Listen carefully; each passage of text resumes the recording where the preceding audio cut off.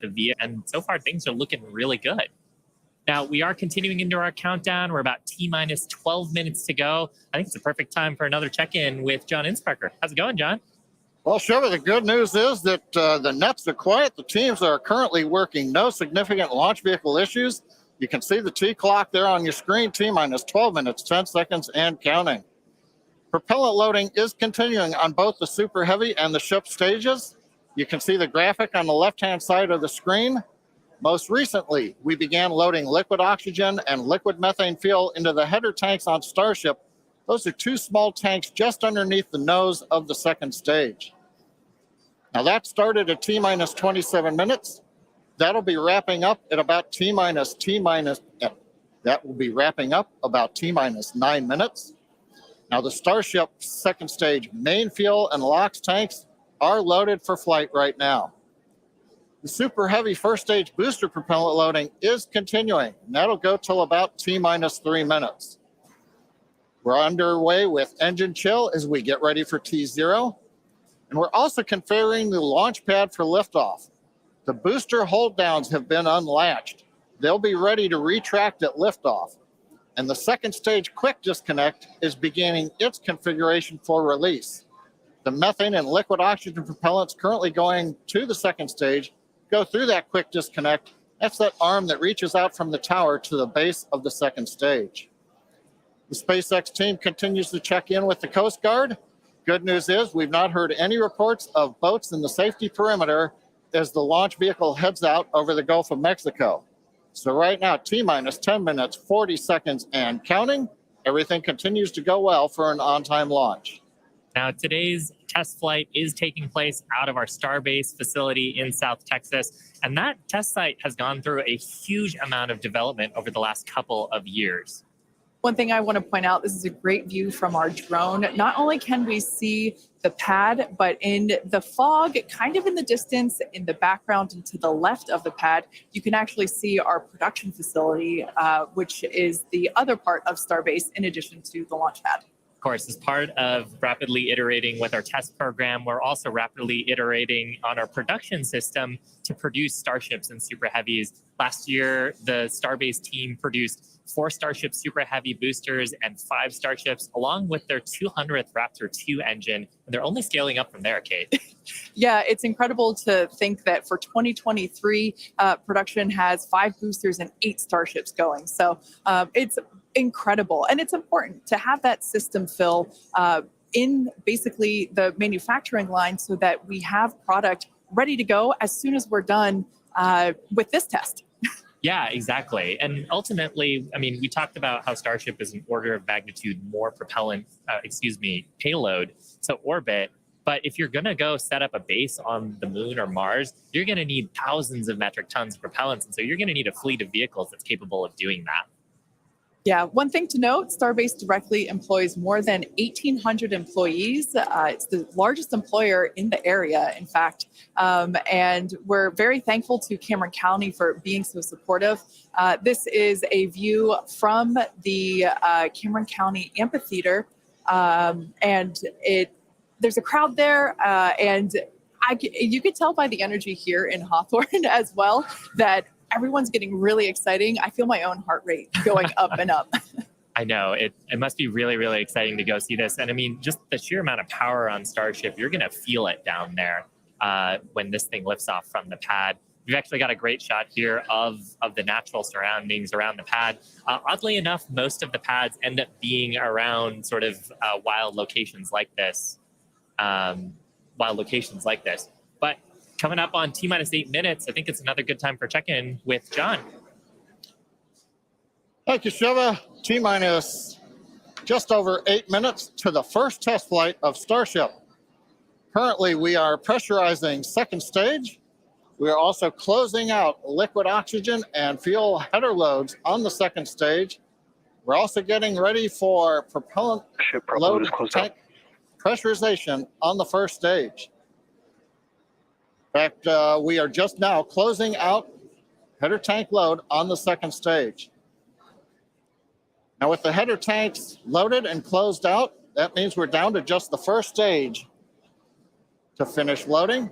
That'll finish about T-minus 3 minutes. And at that point, when both stages are loaded, we will have the 10 million pounds of liquid propellant on board. Now, in the next few minutes, the guidance system will begin its final alignment for flight during a quiet period when the rocket's not doing anything. The automated flight termination system will be armed, and a final TVC checkout will be performed. Those are the engine wiggles, and hopefully we'll be able to see that with the cameras underneath the vehicle and maybe even the second stage engines. And there's a view looking underneath the super heavy first stage with the 33 Raptor engines. Now, a reminder as we continue counting down, if we do need to hold, the point where we hold the clock would be at T-minus 40 seconds. We can pause there. Typically in the past, if we need a little bit more time to finish final checkouts or do some pressurization of the onboard storage tanks, that's where we would hold. But currently, we're not hearing a need to hold. So at 6 minutes, 27 seconds, everything looks good.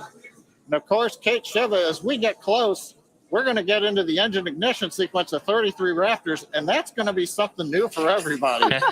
I cannot wait for that moment. So for those of you that are familiar with how we launch Falcon 9 rockets, you probably know that we light all 9 of those first stage Merlin 1D engines all at once. It's pretty different than what we do or what we're attempting to do today. We're actually going to be igniting those 33 engines in banks or clusters, and that sequence starts at T-minus 6 seconds. Yeah, and the ignition sequence is a little bit different, both in terms of the timing and also the ignition method. So on Falcon 9, we use a chemical called T-Tab. It's a pyrophoric material, so that means when you mix the two together, it produces a flame that kicks off that green characteristic spark on Falcon 9 missions. But actually on Starship, we use electrical ignition systems. Many of those are integrated on the ground system here.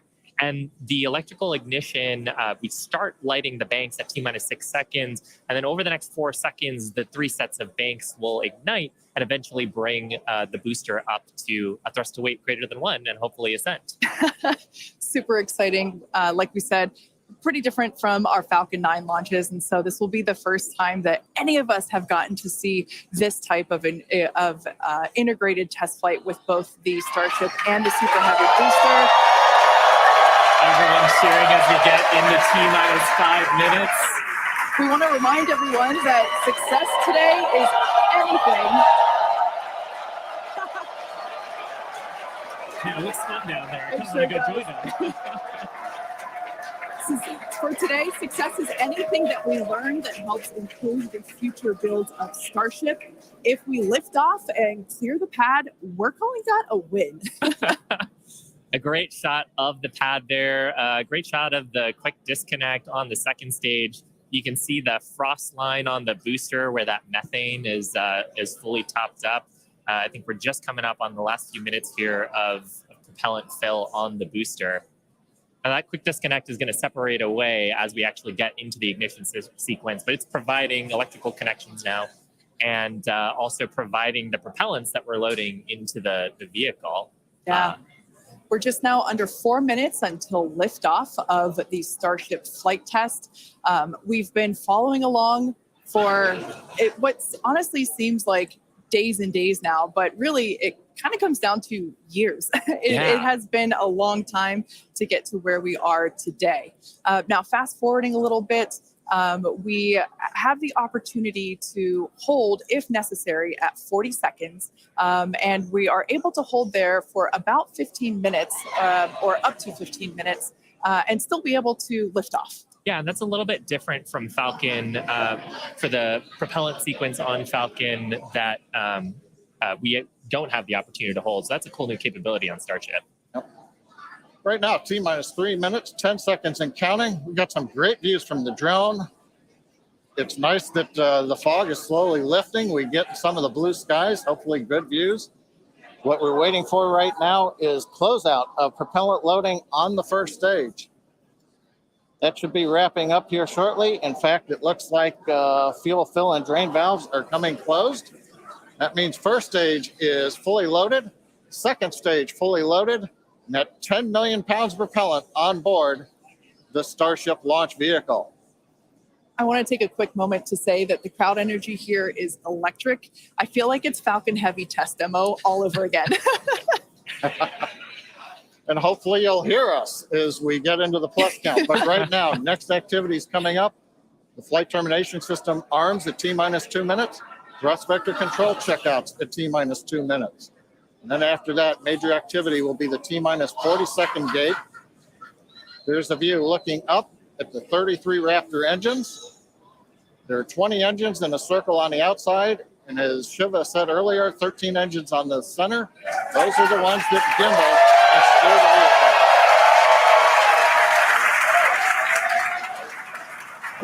vehicle.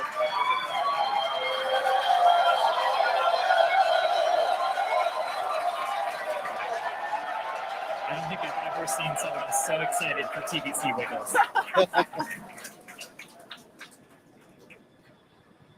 Love this view. These are the 33 Raptor engines at the base of the Super Heavy booster. I think we can see those wiggles now. We're currently inside 90 seconds. Next major activity, T-minus 40 seconds. That is a gate, a decision point. We're waiting. Possibility the propulsion team may need a few minutes. Flight termination system is armed for flight. We're getting ready for T-minus 1 minute and counting. Mark, T-minus 1 minute and counting.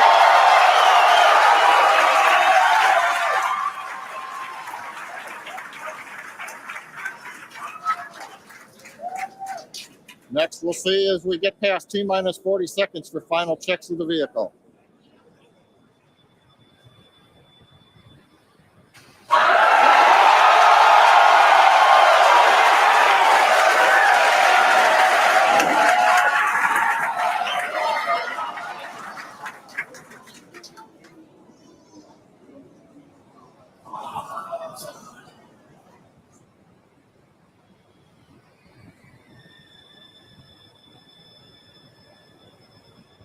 Okay, you can see the clock is recycled.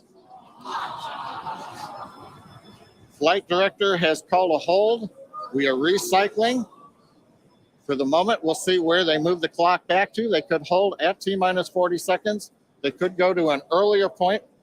Give us a minute to listen into the nets, and we'll see if we can get you more information to share.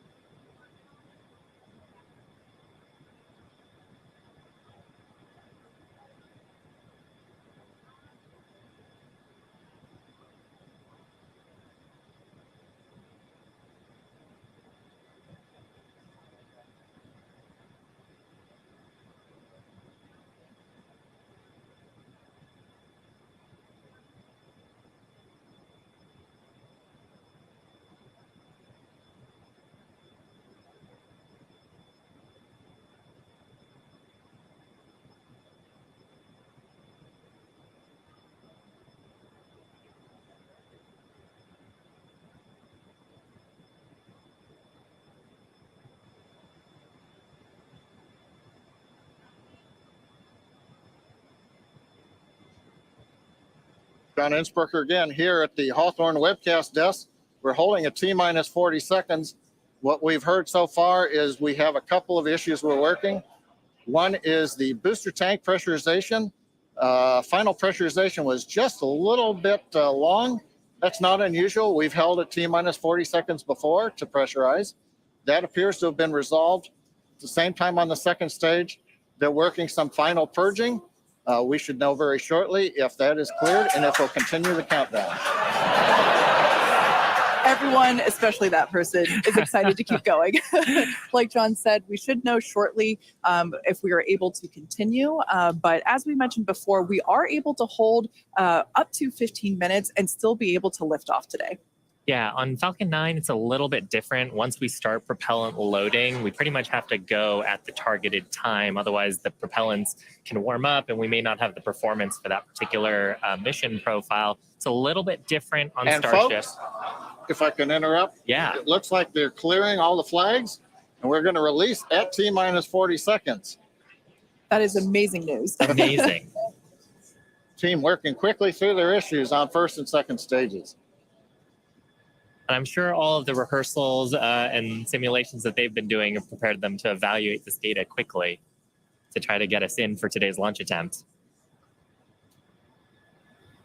For those of you just joining, we have a brief hold at the T-minus 40 second mark.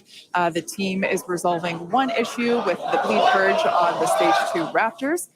Like John just said, the teams are quickly working that, and it looks like the flags are being cleared as we speak. So we should be able to resume the launch countdown any moment now. And it's worth noting on Starship that once we resume the countdown, it restarts from the 40-second period, and then we keep going unless another condition pops up. So stick around because Starship could be going here real soon. Don't walk away, that's for sure. Amazing views here coming to us from Starbase, Texas. Cheering before we start again.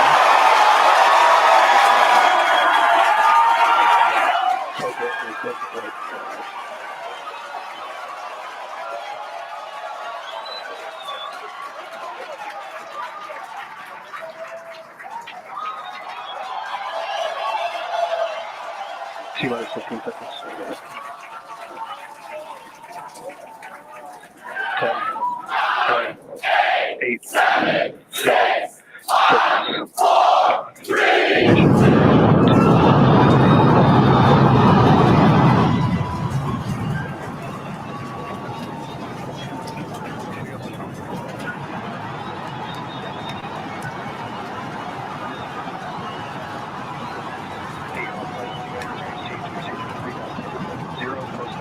operations.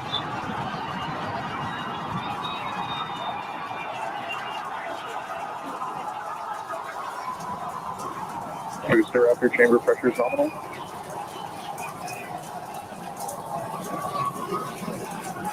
T-plus 43 seconds into the test flight of the inaugural Starship vehicle. Tower cleared, we're into pitch over. Propulsion reports first stage engines nominal. What a sight from the ground cameras at Starbase. We're flying at twice the thrust of the Saturn V heading to space. Operational signal, surface 15. We're throttled down and throttled back up. Going through the period of maximum aerodynamic pressure.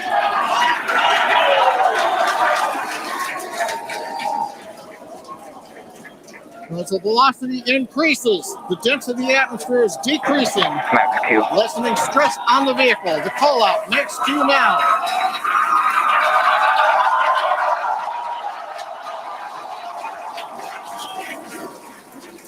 Continuing to watch the first stage as we head down range.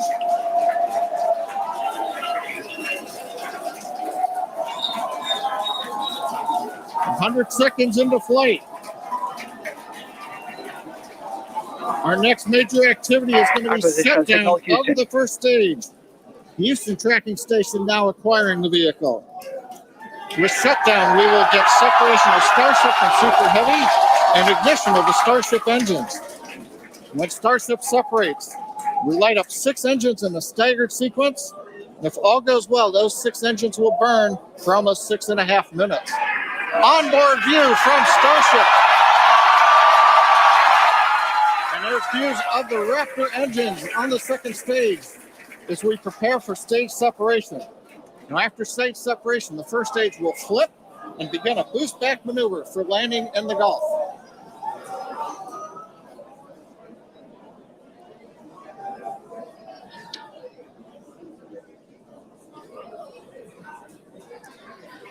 Continuing to fly, 2 minutes, 40 seconds. Let's get ready for main engine cutoff. Booster engine cutoff. Beginning the flip for stage separation.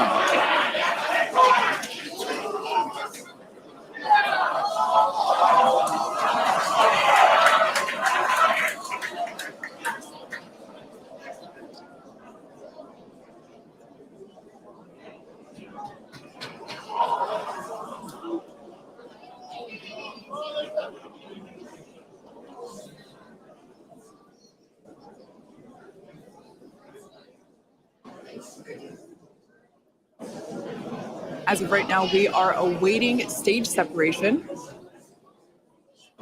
where Starship should separate from the Super Heavy booster. Yeah, Kate, right now it looks like we saw the start of the flip, but obviously we're seeing from the ground cameras the entire Starship stack continuing to rotate. We should have had separation by now. Obviously, this is does not appear to be a nominal situation. Yeah, it does appear to be spinning, but I do want to remind everyone that everything after clearing the tower was icing on the cake. There,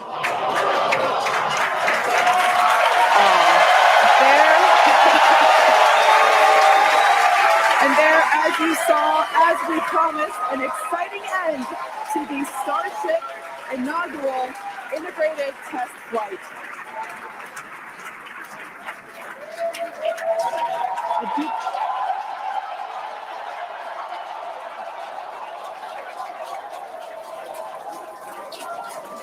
Everyone here absolutely pumped to clear the pad and make it this far into the test flight, the first integrated flight of the booster and the Starship vehicle. Live view there of our control center at Starbase, which we refer to as Star Command. As we said before, obviously we wanted to make it all the way through, but to get this far, honestly, is amazing. Well, if you're just joining us, Starship just experienced what we call a rapid unscheduled disassembly, or a RUD, during ascent. But now this was a development test. This is the first test flight of Starship, and the goal was to gather the data, and as we said, clear the pad and get ready to go again. So you never know exactly what's going to happen, but as we promised, excitement is guaranteed. And Starship gave us a rather spectacular end to what was truly an incredible test thus far. Now, as we mentioned at the start of today's program, any and all the data that we collected during the test is going to help us with further development of Starship, and it's going to improve the vehicle's reliability as SpaceX seeks to make life multiplanetary. It's really worth noting that the flight path was designed to be over water and all the air and sea space. Along with that flight path and those surrounding areas were cleared in advance of the test. And of course, we're going to be coordinating with local authorities for the recovery operations. But honestly, what an exciting morning. Oh my gosh. We had a successful liftoff from Starbase, Texas at 8:28 a.m. Central Time.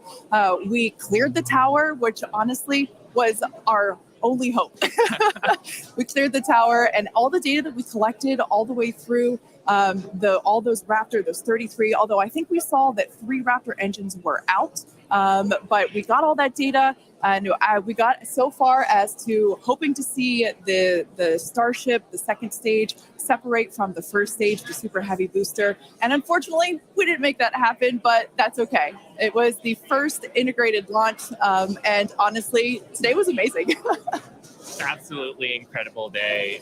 We made it through a number of those initial test objectives with getting booster ascent, getting all the way through the countdown, working some issues at the end. Like, really fantastic day. Got through the gate at T-minus 40 seconds on the second try. Everything released, the hold downs, the quick disconnect arms, everything moves out of the way. And then we got the vehicle off of the pad. through max Q, all the way up to stage separation, even starting into the prep for stage up. And then, as we say, a lot of excitement. Yep. Honestly, my face has had a smile on it since liftoff, and now my face hurts. Now, since we don't have any insights on the cause of our rapid unscheduled disassembly at this point, we're going to end our webcast here. Teams will continue to review the data and work toward our next flight test. But before we go, a big congrats to the entire SpaceX team on an exciting first integrated flight test of Starship. And of course, a shout out to our viewers. We appreciate you joining us. And as always, we thank you for your interest in Starship, SpaceX, and your ongoing support. Till next time.